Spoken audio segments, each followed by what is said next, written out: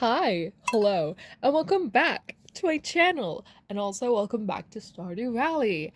I definitely wasn't putting these off because I didn't have time to script things, look for things, and I definitely didn't not have, is that a thing? Any ideas? Definitely not because of that. Nope. We're not gonna get there. But hi, hello, welcome. I'm Lethe. I am extremely tired. I apologize. I did not script this, and I'm very passionate about it, so I'm probably end up not making any sense. So I would like to apologize beforehand. But don't worry, I'll be fine. I listen to a lot of true crime. I listen to it at night. I like the girl talk. It makes me feel alright. That was so dumb, but it brought me so much joy. I really am my target audience. But like I said, passion, talking, not my strong suits, believe it or not. Today, I want to give you some fun facts and just fangirl over about for the portrait of Dorian Gray, written by the one and only Oscar motherfucking Wilde. Let me tell you, this man knew what he was doing, and I'm gonna say it, he was wilding. I'm very proud of that joke, even though it's not funny. It's not funny. I know it, but you can laugh. So, what am I planning to talk about, you may ask? Well, I have a lot of fun facts about this book, and also I want to do a very quick, if possible, book review analysis thing. I would have loved to do the whole thing. However, I doubt anyone would want to listen to me just talk about Oscar Wilde, Gray,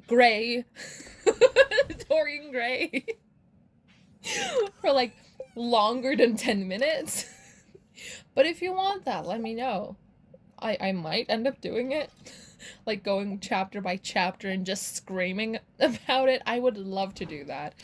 But yes, fun facts. I have so many of them. This book. Okay, for context, why the fuck has this book been such a huge part of my life for around 2 months, you may ask? It is because I'm doing a project on it. I had to choose a book. I chose this book, and oh my, I can't decide if that was the best thing I've ever done or the worst. But it's Pride. Happy Pride, by the way. Did I say that? But it's Pride. Oscar Wilde was homoerotic. Dorian Gray is gay, and so is Basil Hallward. And let me just introduce you what the book is. So, The Portrait of Dorian Gray was published in 1890. Was it like July? Yeah, July 1890 in Lippincott's monthly magazine. I now have that engraved in my brain, so I'm just putting this knowledge out there at this point. The reason it was written was because, okay, listen to this. The editor of the Lippincott's magazine thing, I don't remember something Stoddard, invited our boy Oscar and Sir Arthur Conan Doyle, the Arthur Conan Doyle, writer of Sherlock Holmes, the man of the, not the hour, but the man in English literature, to a dinner. And he was like, yo, dudes, I need content. Can you each please write me like a novella? Pretty please. Like, I need content. Y'all are popping off. Help a brother out. And the two were like, yeah, sure. Why the fuck not? Um, Arthur Doyle took like a normal amount of time to write it. I don't exactly remember. It was kind of like a 3 months, maybe 5 type of thing. Oscar, however, took his sweet time, and it shows, by the way. It shows that this book was worked on. And he turned in, if you will, his novella in 9 months, I believe, or a year. Let's go with around a year. It took him around a year to be like, yo, dude, Stoddard, you wanted this. If I were Stoddard, I would have forgotten about the dinner, not gonna lie. But yeah, so you might be thinking to yourself, why the fuck are you telling us this? What do I do with this information? Well, the thing is, if you are unaware, the Portrait of Dorian Gray is a homoerotic work. It is also like an important work in relation to the LGBT community, and Oscar Wilde himself is an icon. This book, when it was first given to the editors of Lippincotts, was deemed too gay. I shit you not. Okay, this is not the first version, like the one that we know of, the 20 chapter one.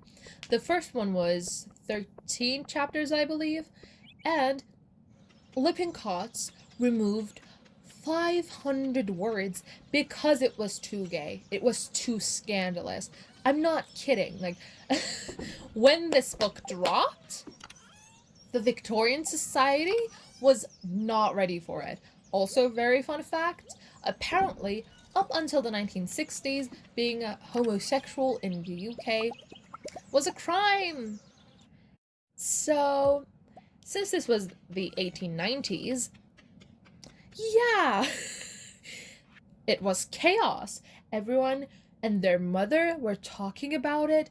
Everyone was confused. Everyone was like, how dare he? Because at this point in time, Oscar Wilde was a very well known, renowned, respected father of two, married to a woman, playwright, poet.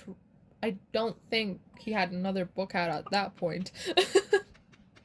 Wait, no, he didn't have any other book out. This is his first and only book. But he was very respected, he was well loved, and he dropped this, and everyone was like, oh no, buddy, old pal, what the fuck have you done? I'm not, like, I don't know how to explain to you the pandemonium that ensued.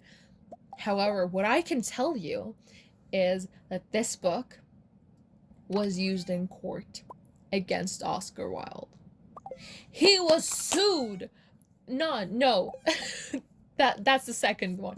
He sued someone because that person called him a quote-unquote sodomite, and he was like, this is libel. You are besmirching my name. I don't know if that's the proper term, but yeah, you're sullying my good name. And he took the guy to court, and the guy's attorney, lawyer, whatever the fuck, said, like, this is your book, The Portrait of Dorian Gray. This is gay. Thus, you are gay. It was used as evidence. And then on like another trial, once again related to this, like, he was sued for being gay. I can't. What the fuck was Victorian era England? God darn it. But yeah, he was sued for being gay, and then he was jailed for being gay, and that's basically how he ended up dying. I mean, not in jail, and not because he was gay, but because after he was sent to jail, like, he kind of lost a lot of his money, and he became notorious, infamous, thesaurus, whatever the fuck. And he ended up dying in Paris, which, that's not too bad of a way to die. Especially, you know, like, he could go to Paris, at least, I guess. You know, looking at the bright side of things. Very important. But yeah, the 20 chapter book version that we have right now was published in April 1891, and he added a preface to this, and I want this tattooed. He ends the preface, in the preface he talks about how, like, art and the artist are not the same thing, It's like separate the art from the artist. Art's purpose is to just be beautiful. The aestheticism movement, the decadence movement, whatever.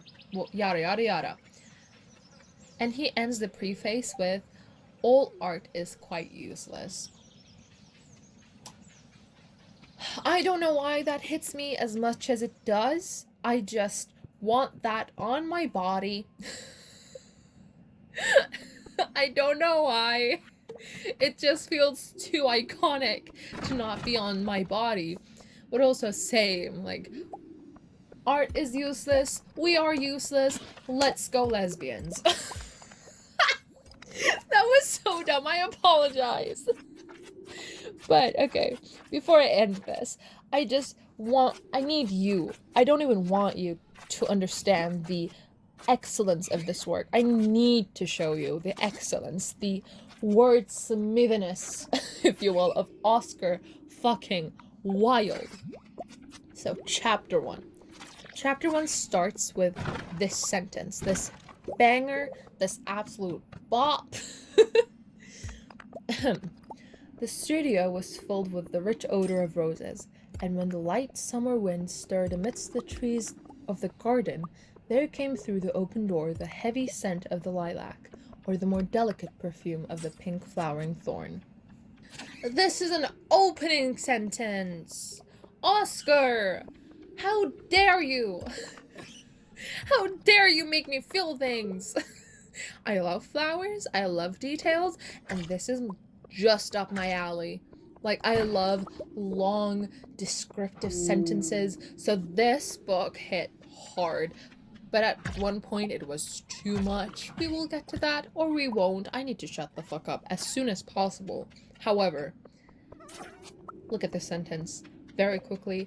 Please. This is the second sentence in the book. And it is, let me tell you how many words are in this sentence. 119! Oscar! What the fuck? Listen to this.